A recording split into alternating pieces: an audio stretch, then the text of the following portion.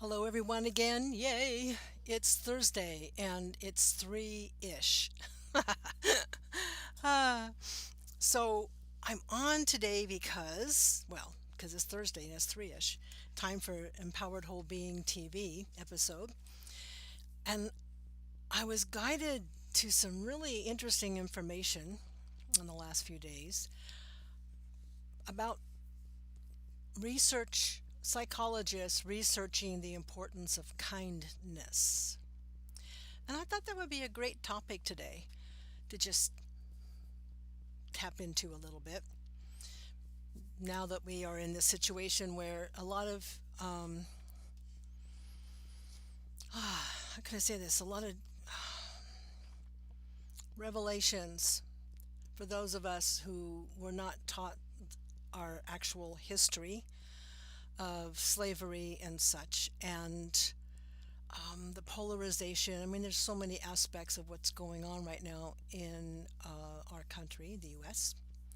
So I wanted to talk about the importance of kindness from a quantum perspective, because as I have mentioned before, I have been a student of quantum physics, quantum biology for like 12 years now.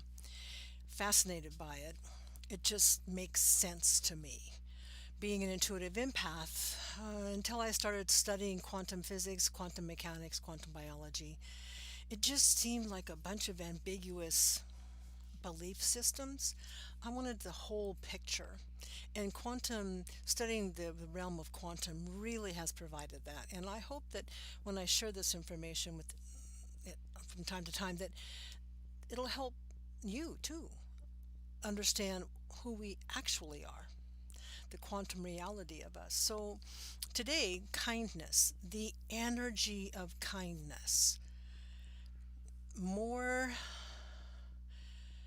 I want to talk about it more in the framework and context of energy, a frequency, a specific feeling, as opposed to the actions that are created because of the feeling. So the feeling comes first, and then we are inspired to do acts of kindness. There was a time I was in Trader Joe's a few years back, waiting in line, and there was a young mother with her toddler in line in the next register line over. And it turned out she didn't quite have enough money for all of her groceries. And I watched as she started trying to make that horrible decision of what taking things out, trying to subtract what so she would pay for what but still needing those things for her family, her child. I never even thought.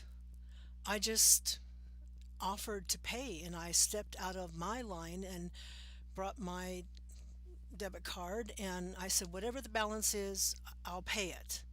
It wasn't that much, it was less than $40. And at the time, for her, I never even thought about whether or not I would be able to make up that difference. I just felt like that's what I needed to do in that moment. Never even thought about it, just acted upon that. Made all the difference to that young mother. She could take everything she needed to feed her child. People in line behind her were amazed. I guess it didn't cross their mind. So, what is that really about? What motivates kindness to strangers? I'm not talking about kindness to our loved ones and family and friends. I'm talking about kindness to strangers, because this is where the quantum understanding of the energy really comes into play. Now, I came across some research, psychological research from two psychologists that I thought was fascinating. Now, I'm not going to go deep into it, but I'm going to mention their names. Dr. Michael McCullough, And I'm not sure if I can pronounce this other doctor's last name. Her name is Dr. Sonia Lubominsky. Sorry, doctor, for massacring your last name. However, I just want to mention them because in the researches I was guided to look at the energy of kindness. Those two names came up. They've done a lot of research, both individually and collaboratively, about what is kindness to strangers. What motivates one person to act upon that and offer kindness to a stranger, and when someone else would be repelled or repulsed or pull away. So I looked at that from a quantum um, perspective or framing. And this is what I feel about that. Kindness, as we've talked about before, is an expansion spin energy, frequency. Feelings are frequency. So this one spins counterclockwise, kindness. So it creates a sense of openness. And the key element here I believe, in acts of kindness to strangers is if the individual that's feeling, performing the act of kindness, is are they feeling safe? Because here's my bottom line assumption. In order to feel kindness towards strangers, one would first need to feel or have a feeling alignment of feeling safe among strangers. It's very difficult to feel kindness and tolerance to strangers if there is any fear, whether it's conscious or unconscious. So I want to talk about the kind of fear I'm referencing. It's for most people, this level of fear is unconscious. In the work that I do, I have a whole construct, which I call the singularity construct, which is based upon the assumption, which is also that assumption is derived from my research into quantum physics, is that there is no us and them. There is one. There is one consciousness. Here, what I call the simulation world, the physical world, it's a sim world. And I call the physical and energetic associated body the avatar, like role-playing game. And each avatar has their own research program. It's housed in the unconscious. Some people refer to this as ego, but it's not. That is such an outdated definition. Ego doesn't even come close to helping understand what's really going on. So this unconscious research program is what creates that barrier, that inability to really relax into a place of feeling safe and ownership of that safe place, that feeling of home, that feeling that all needs will be met regardless, because there's no question of one's value. Is because we already are the one. There is no outside and inside. There is just inclusion. There's no exclusion. So that's the singularity construct. To have that kind of level of consciousness or comfort in that place of trust and all-encompassing feeling of safety, meaning that there is no external force coming to get us, and that feeling is what I call the baseline fear frequency. Everybody has it in their unconscious. It's the expectation of annihilation, death. from external forces. That's what drives all the fear frequencies that are derived that we might be more aware of, like judgment or blame or shame or anger or you name it, anything that's contracting, that comes from that feeling. And those fear based actions are from that feeling. Think about that. That's what PTSD is that feeling that at any moment, at any turn, any corner that I turn, bam, I'm gone. And I have no control over it. Because it's anticipated. I know it's going to happen. I don't know when. That's the very baseline frequency is the source of all addiction as well. That's the motivating cause of all addiction, the creation. That energy transmitting unconsciously 24/7 is creating whatever experiences and events that we walk around in the sim world and have. And then we believe that that's our reality because we don't know any different. We can't feel anything different. It's in control until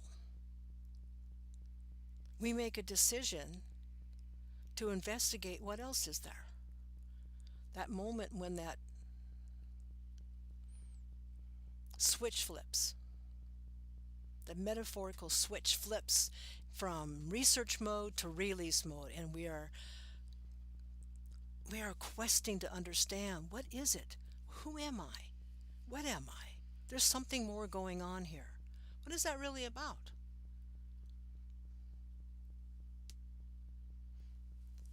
So that baseline energy, I believe, if is the actual, let me rephrase that. So like I talked about in the last week's simulcast, talked about the inability to have free will. We don't have free will in our sim world until we take full ownership of our creation of all of our experiences. Once we understand what it feels like to feel baseline energy in contrast to feeling the expansion counterclockwise frequencies of safety, unquestionable safety, of connectedness, of belonging, of peace, of bliss, there is no question. It just is our normal state, our actual identity, which is true, quantumly speaking. Until we can feel both, we don't have access to home base, to that expansion place. When we feel it, we unconsciously, the avatar, our human self in the sim world, unconsciously deflects it as not really belonging to us. We can feel it, but it's not really mine to keep. I can't own it. It's coming through me, but it's not me. All that. No. Free will happens when we take ownership of who we actually are, the quantum origin of us. And then we can begin to reframe all that contraction, unworthy, impending doom, death around the corner baseline frequency of the research program and see that that's just what that is. It's researching self-realization, but it's not who we are. So, kindness. Kindness to strangers. There are so many benefits, and this is some of the research that these two psychologists were looking at the physical benefits. When we step back and view us as what we are, quantum energy, and we look at the quantum biology of what the function of our biology on a quantum level, we understand that yes, of course, because if you're feeling safe, if you're feeling connected and interconnected, belonging, then there's no reason to fear a stranger because you know that they are you and you are them and they're connected in some way. And therefore, when we recognize the quantum consciousness that we all are, then no one is a stranger. Every every avatar here in the sim world is just another piece of me, as I am of you. It's the illusion of separation that only exists here. That's not what's really happening.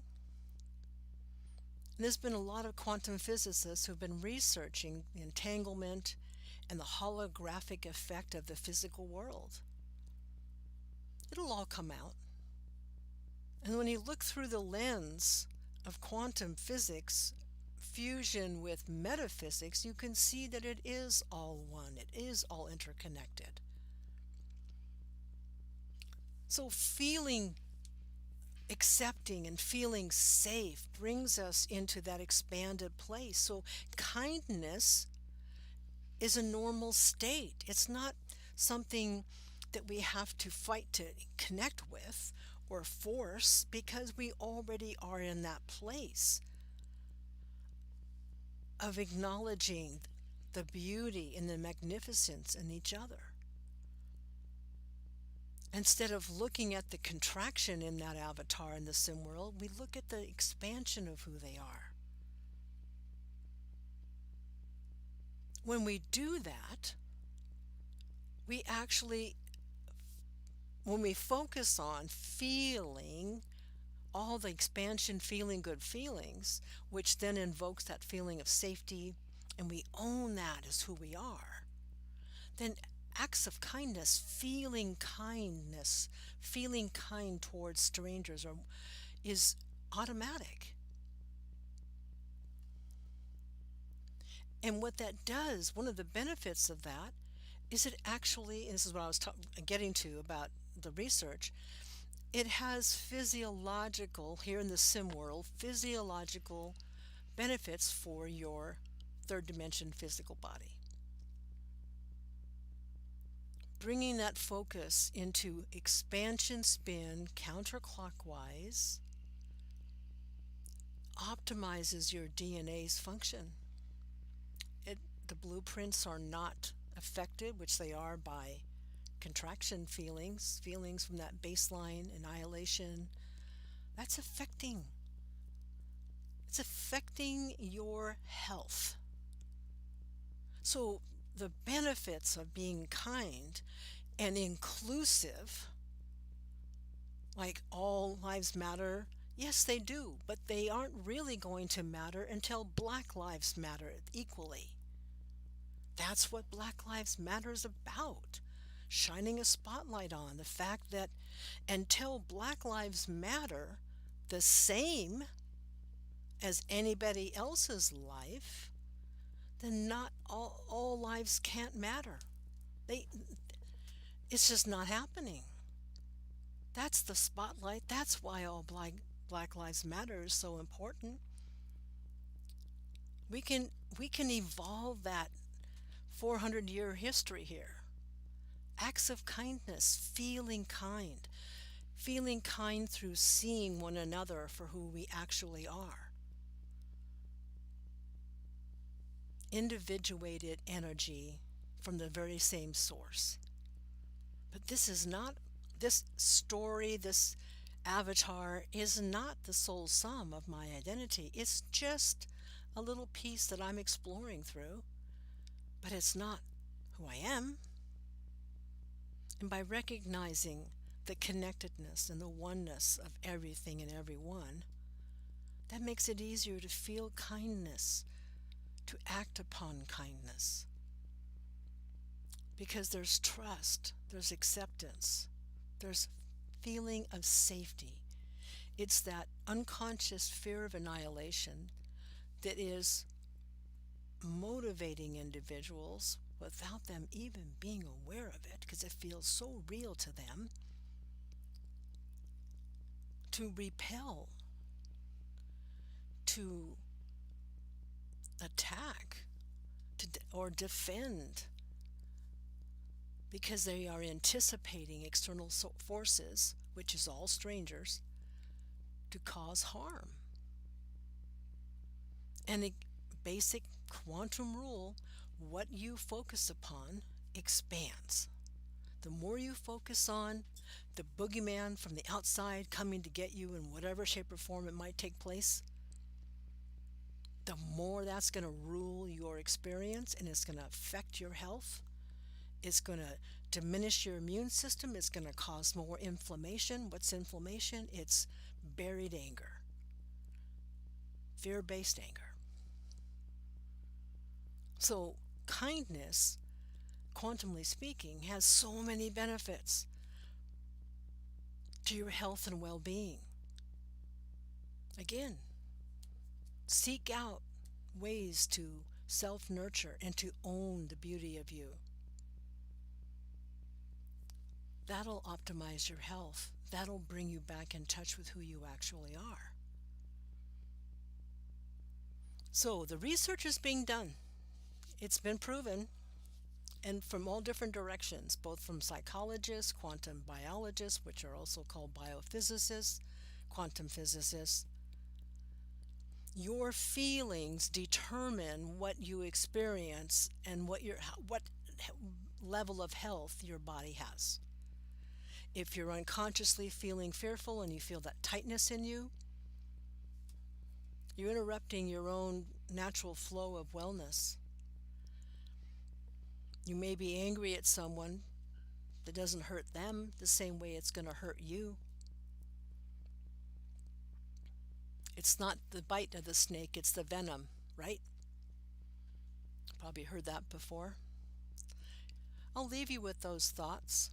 Hopefully it'll trigger something to ponder upon, maybe meditate on.